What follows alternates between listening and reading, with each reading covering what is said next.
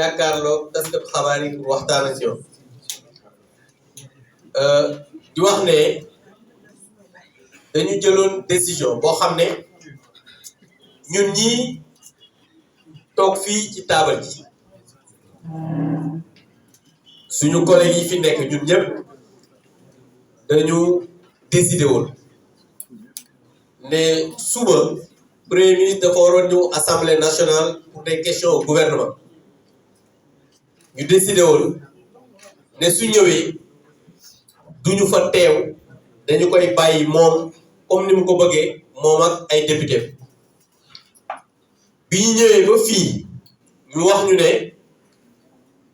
moom de dàq na mbir mi mais dàq bi mu ko dàq il faut que ñu wax te dinañ ñëw ci violation règlement intérieur assemblée nationale bu xasee def plénière def conférence des présidents ne conférence des présidents moom moo décidé parce que le règlement intérieur dafa wax ne moom kese conférence des présidents kese moo am sañ-sañ lii nga xamante ne nii moom mooy ay liggéeyu assemblée nationale moom moo ko mën a wax muy commission wala plénière président amu ci sañ-sañ bureau amu ci sañ-sañ kenn amu ci sañ-sañ ku dul conférence des présidents moom moo décidé woon ne dafay am question au gouvernement le 10 pour wane ne assemblée nationale léegi agence de communication bu gouvernement bi la parce que nag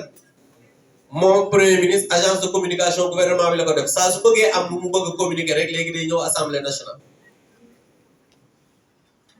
moom moo wax léegi ci page Facebook am yéen ñëpp mën ngeen ko lire ñor page officielle am mu ne moom dàq na ko moom premier ministre dàq na liggéeyu assemblée nationale li conférence des présidents waroon def moom dàq na ko ba le 14 ibi leen léegi di ngeen ko gis pour war leen ne Ousmane Sonko fullaalul assemblée fullaalul député yi fullaalul république bi parce que moom du Ousmane Sonko moom kese premier ministre de la république du Sénégal la constitution wax une séparation des pouvoirs le règlement intérieur wax ne conférence des présidents kese moo am sañ-sañ nangam moom premier ministre léegi nii fixé na datu bi mu war a ñëw assemblée nationale muy le 14 pour yokk parce que ñun bi ñuy ñëw sax violation boobu sax amaguñ ko woon mais pour war leen ne rek moom ci loolu la dëkk maanaam violer li nga xamante ni moom mooy charte yi nga xam ne moo am ci réew loolu nag li nga xam ne moo fondé loolu aussi ñu wax ne le président de l'Assemblée nationale moom it ñun dañuy ñaawlu comportement ndax nag règlement intérieur assemblée nationale dafa wax ne le président assemblée nationale bu waree dugg ci débat bi dafay jug ci siège am ñu remplacer ko mu dem toog comme député pour mën a dugg dans le débat mais gis ngeen ne président du def loolu fi mu toog lay toog di participer au débat naan tàccuwee leen neexul ak yeneen ak yeneen yéen loolu lépp yéen a ko gisatu donc loolu bokk na ci li nga xam ne ñun aussi ñu ñaawlu ñu gis ne dafa dëkk ci jalgati règlement intérieur assemblée nationale te loolu daf koy def au vu et au su de tout le monde gis ngeen bi nga xamante ni nii moom mooy ñi ngi wote loolu muy ñuy dindi li nga xamante ni nii moom mooy droit bi nga xam ne moom la opposition am président saa su ne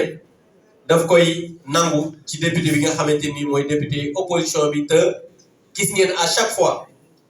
muy nangul député Pastef bu defee appel au règlement ba pare bañal ko ñi nga xamante ni ñoo nekk dans l'opposition ci séance su 2 avril bi gis ngeen ne bii suñu collègue Thierno jógee appel au règlement daf ko bañal te amoon na ci droit ñëpp gis ne loolu aussi violation flagrante la du règlement intérieur de l'Assemblée nationale mais ñu gis ne aussi le président de l'Assemblée nationale dafa ànd ak gouvernement bi ak premier ministre ci jalgati règlement intérieur bu assemblée nationale. ñu gis nañ fi suñu collègue bu déposer proposition de loi ñoom ñu xam ne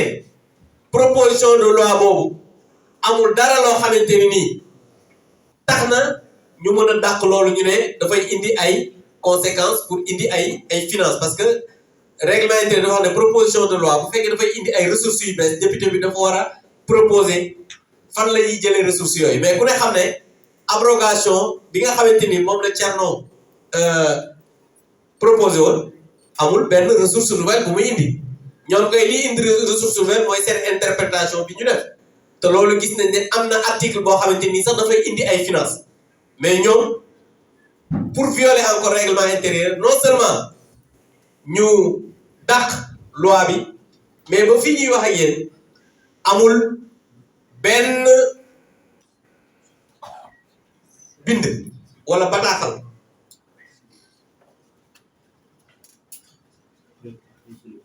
voilà gis ngeen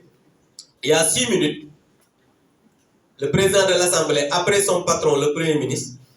moom wax na ne séance bi le 14 te lii encore c'est une violation flagrante du règlement intérieur parce que règlement intérieur daf ne seul maanaam conférence des présidents donc moom moo mën a fixer agenda wu assemblée nationale xam ngeen ni ñii ñoo yor réew ñun premier ministre bi nga xamante ne nii moom dañ koo nommé ki ñu fal muy deuxième personnalité de l'État premier ministre moo annoncé ba pare voilà gis nga article 19 alinéa 2 dafa ne seule la conférence des présidents fixe le calendrier des travaux en commission et en séance plénière de l'Assemblée nationale xam nga lii dafa leer nañ mais ñun malheureusement yàlla nattooñu ay njiit yoo xamante ni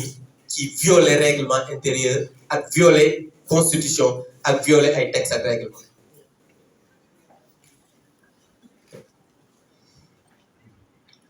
donc toujours pour étayer li nga xamante ni moom la ñuy wax tey jii nag ñu gis ne le 2 avril bi passé loolu kenn nettaliwul leen ko yéen taskatu xabaar yéen a ko gisandoo règlement intérieur assemblée dafa ne ñi nga xam ne ñoo nekk public bi am nañ l'assemblée délibère en séance publique maanaam ku mu neex mën nga ñëw seetaan waaye ñi nga xam ne ñoo nekk ci public bi amuñu droit manifester bruyamment maanaam waruñu yëngu waruñu tàcc waruñu wax déet waruñu wax waaw d'accord nañu wala parce que seen yoon nekku ci ñoom dañu ñëw pour seetaan ñu ne yokk ci ne ku ko def président assemblée nationale dafa war a wax force de défense et de sécurité yi ñu génne la gis ngeen téléphone aussi amuñu droit utiliser seen téléphone portable di filmer mais yéen ñii nekk ci presse bi gis ngeen ñi nekkoon ci ginnaaw même travail dañu yor seen téléphone di filmer député yi di wax lu leen neex di live donc loolu violation flagrante bu règlement intérieur assemblée nationale te président El Malick Ndiaye ci la dëkk dégg ngeen ko mu wax ne bi ñu protesté mu ne tàccu yi moo neexul waa opposition loolu yéen ñëpp dégg ngeen te ñun jàpp nañ ne ñun assemblée nationale comme ni ko Anta wax keroog ne ko man duma xuloo ndax dama civilisé ñun demuñu assemblée nationale pour xeex ak xuloo ñun dañ ñu fal en toute responsabilité le député est élu au suffrage universel direct comme ni ñu falee président de la république ne ko dañoo bëgg nga dem toogal askan bi ci assemblée nationale penc ndaw réew ñun nekkuñu assemblée nationale di saaga comme ni ñu ko doon defee nekkuñu assemblée nationale di gàddu ay keesu élection comme ni ñu ko doon defee nekkuñu assemblée nationale di toj ay table comme ñoom ni ñu ko doon defee nekkuñu assemblée nationale di xulóom di xeex ba ay gendarme di ñu génne comme ni ñu ko doon def ñun dañuy ñëw avec la force des arguments ak xam-xam bi nga xam ne yàlla may na ko ñii toog fii ñuy wax ak askan wi di voter des lois di contrôler l'action du gouvernement di évaluer des politiques publiques ak li nga xamante ni mooy la représentation muy les 4 yi nga xamante ni moom la ñu loi bi jox comme ay député mais ñu gis ne président assemblée nationale moom dafa dëkk ci violer le règlement intérieur de l'Assemblée nationale. De surcroît, remerciement vis-à-vis de l'ensemble de nos collègues. Cette Assemblée nationale, elle a été installée, je crois, le 2 décembre. Du 2 décembre à aujourd'hui, nous sommes à 3 mois. En tout cas, pas 4 mois. Et c'est la première fois que toute l'opposition parlementaire, ensemble, comme d'un seul homme, se met debout pour faire face à ce qui se passe. Mais alors, qu'est-ce qui nous a amenés, nous tous, à être ensemble? Ce qui nous a amenés à être ensemble, c'est le danger qui est en train de guetter le Sénégal. Parce que si l'Assemblée nationale, comme on l'a dit, si on laisse cette institution s'affaisser, si on laisse cette institution être à la remorque de l'exécutif, si on laisse cette institution être banalisée à tel point qu'elle ne représente plus ce qu'elle doit être dans une démocratie et dans une république, alors nous en serons les responsables. Voilà la raison pour laquelle nous tous ensemble, nous avons décidé d'être là pour prendre le peuple à témoin. Alors, vous n'avez pas posé la question, mais elle va naturellement venir à votre esprit. Quand est-ce qu'allons-nous arrêter le boycott? Personne n'a demandé ça, non? Mais vous devez penser à ça. Quand est-ce que le boycott va s'arrêter? Ce boycott-là, nous l'avons fait et tous les orateurs qui m'ont précédé l'ont dit à titre d'avertissement. Mais nous allons continuer le travail parlementaire pour lequel nous avons été élus.